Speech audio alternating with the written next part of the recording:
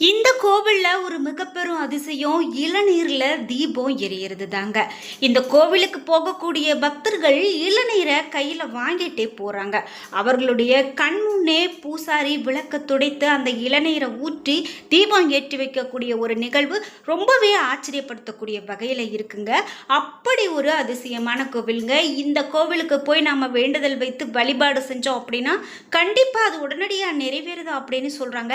இந்த பழமையான கோவிலில் இன்னைக்கும் வெறும் இளநீர் தண்ணீரில் தீபம் எரியக்கூடிய அதிசயம் நடந்துட்டு இருக்கு. இது எந்த ஊரில் நடக்குது, இந்த கோவிலுக்கு நம்ம எப்படி போகணும், இந்த கோவிலுடைய வரலாறுலாம் என்ன சொல்லுது, இதையெல்லாம் நான் இந்த வீடியோவில் சொல்லியிருக்கேன். ஸ்கிப் பண்ணாமல் பாருங்கள்.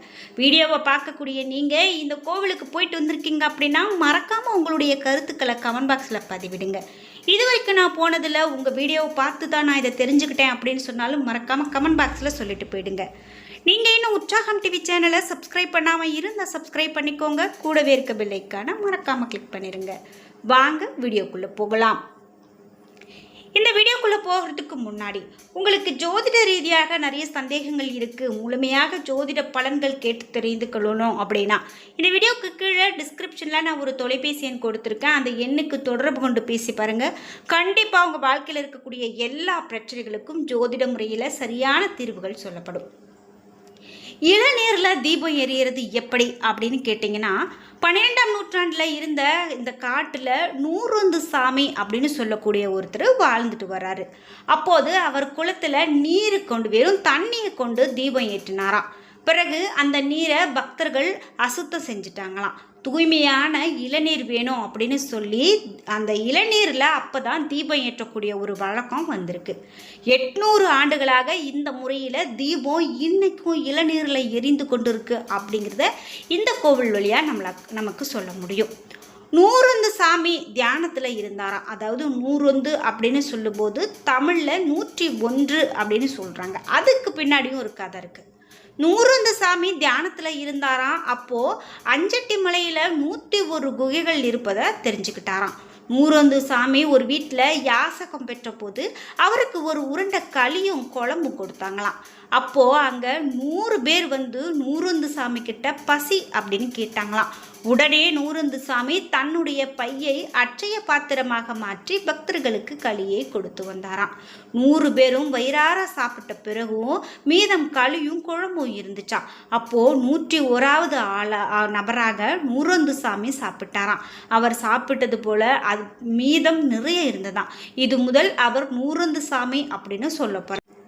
கிருஷ்ணகிரி மாவட்டத்தில் இருக்கக்கூடிய அஞ்சட்டியில் நூறுந்து சுவாமி குகையில் தான் இந்த இளநீர் விளக்கு எரியக்கூடிய அதிசய சம்பவம் இன்றைக்கும் நடந்துக்கிட்டு வருது. இது காண்போருக்கு மிக பெரும் ஆச்சரியத்தை ஏற்படுத்தக்கூடிய ஒரு நிகழ்வு அப்படின்னு சொல்லலாங்க. கிருஷ்ணகிரி மாவட்டம் ஒசூரை அடுத்த அஞ்சட்டியில் இருந்து 79 கிலோமீட்டர் தொலைவில் இருக்கக்கூடிய நூறுந்து சாமி மலை அப்படிங்கிற கிராமம். இது கர்நாடக எல்லையில் அமைந்திருக்கிறதால இங்கே இருக்கக்கூடிய மக்கள் கன்னடம் பேசுகிறத பார்க்க முடியும். கன்னடத்தில் நூறுந்து அப்படின்னு சொன்னால் தமிழில் 101 அப்படிங்கிறது அர்த்தம். அஞ்சட்டி இயற்கை எழில் கொஞ்சக்கூடிய ஒரு அழகிய மலை கிராமம் இது. இந்த நூறுந்து சாமி கோவிலுக்கு போகக்கூடிய மலைப்பாதை சற்று பயங்கரமாக தான் இருக்கும். காரணம் அந்த வழியில் சில விலங்குகள் இருக்கக்கூடியதை நம்மளால் சொல்ல முடியும். இந்த விலங்குகள் அப்படின்னு பார்த்திங்கன்னா பொதுவாக கோவில்கள் அப்படின்னு சொன்னாலே முக்கியமாக தீபம் ஏற்றுறது தான். அதிலும் எண்ணெய் ஊற்றி தீபம் ஏற்றி வழிபாடு செய்கிறதா நம்ம பார்த்துருப்போம். எண்ணெயில் நிறைய வகையில் நல்லெண்ணெய் விளக்கெண்ணெய் அப்படின்னு சொல்லி நம்ம ஏற்றுறதை பார்த்துருப்போம். ஆனால் முக்கியமாக இளநீரில் தீபம் அப்படிங்கிறது ஆச்சரியம்தான். நல்லெண்ணெய் நெய் அப்படின்னா 5 எண்ணெய்களினுடைய கூட்டு உள்ளிட்டவை கொண்டு நம்ம விளக்கேற்றப்படுவதையும் பார்த்துருப்போம். எந்த விதமான துணையும் இல்லாமல் இப்படி இன்றைக்கும் கண் முன்னே இந்த தீபம் எரிகிறது அப்படின்னு சொல்கிறாங்க.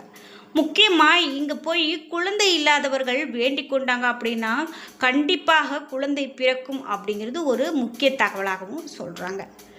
குறிப்பிட்டு இந்த கோவிலுக்கு நீங்களும் போயிட்டு வரணும் அப்படின்னா கண்டிப்பாக போய் வழிபாடு செய்ய வேண்டிய கோவிலில் இந்த கோவில் ஒன்றுங்க. வழிபாடு செய்துட்டு வாங்க, நிச்சயமாக வாழ்க்கையில் நல்லது நடக்கும். இந்த கோவிலில் நிகழக்கூடிய அதிசயத்தில் இந்த இளநீர் விளக்கு அப்படின்னு சொல்கிறது ஒன்று. இளநீரில் எரிவதற்கு அவருடைய தவமே காரணம் அப்படின்னு, அதாவது நூறுந்து சாமியினுடைய தவமே காரணம் அப்படின்னு சொல்கிறாங்க. இது அந்த கோவிலுக்கு மட்டுமே எரியுமா, வெளியில் விளக்கு எரியாது அப்படின்னு சொல்கிறாங்க. இதுவும் ஒரு அதிசயம்தான். நீங்கள் இந்த விளக்கை கண்ணார பார்த்துருக்கீங்க அப்படின்னா மறக்காமல் உங்களுடைய கருத்துக்களை கமெண்ட் பாக்ஸில் பதிவிடுங்க. இந்த கிராமத்து மடத்தில் நூறுந்து சுவாமிகளுடைய சமாதி இருக்கிறதையும் பார்க்க முடியும். இந்த கோவிலுக்கு போகிறதுக்கு நம்ம ஒசூர் தென்கனி கோட்டா அப்படின்னு சொல்லக்கூடிய அஞ்சட்டி வழியாக செல்லணும். காட்டுப்பாதையில் போக வேண்டி இருக்கிறதால காலையிலேயே நம்ம போயிட்டு வர்றது திட்டமிட்டுக்கிறது ரொம்ப நல்லது அப்படின்னு சொல்கிறாங்க.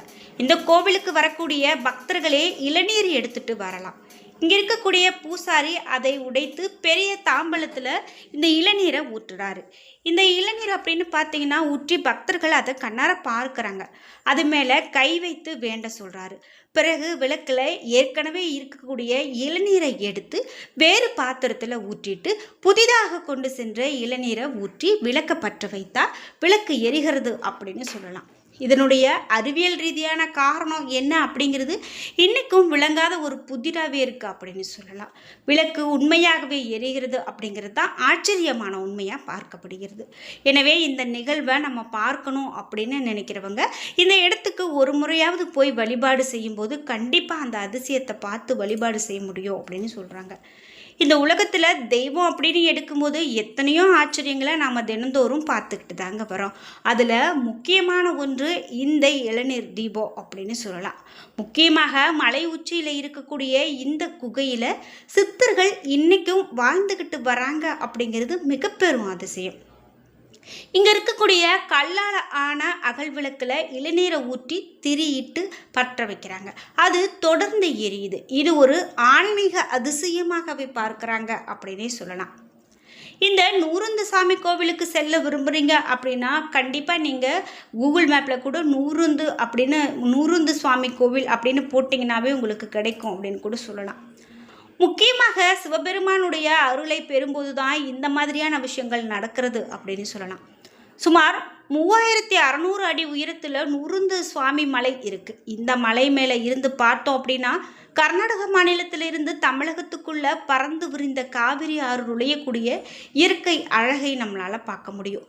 இந்த மலையில் யானை, சிறுத்தை இது போன்ற நடமாட்டம் இருக்கிறது அப்படின்னு சொல்கிறாங்க.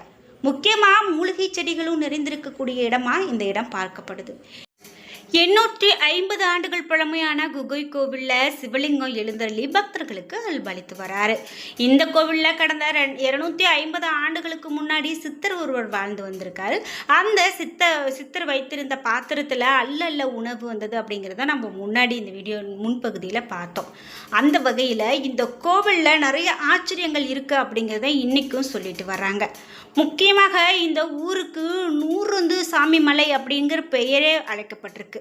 மேலும் இந்த குகை கோவிலில் இருந்து 3 கிலோமீட்டர் செங்குத்தான கரடுமுரடான சாலை வழியாக போனோம் அப்படின்னா நூறுந்து சாமி சித்தருடைய ஜீவ சமாதியும் மடத்தையும் நம்மளால் பார்க்க முடியும். முக்கியமாக இந்த மடத்தின் 12 மடாதிபதிகள் ஜீவ சமாதியும் இருக்குது. இங்கு வரக்கூடிய பக்தர்களுக்கு இரவு பகலாக உணவு அளிக்கப்பட்டு வருது. குகை கோவிலில் சிவலிங்கத்தின் அருகில் இருக்கக்கூடிய விளக்கில் எண்ணெய்க்கு பதிலாக தண்ணீர் மற்றும் இளநீர் தீபம் ஏற்றப்பட்டது தான் இங்கே ரொம்ப சிறப்புன்னு பார்த்தோம்.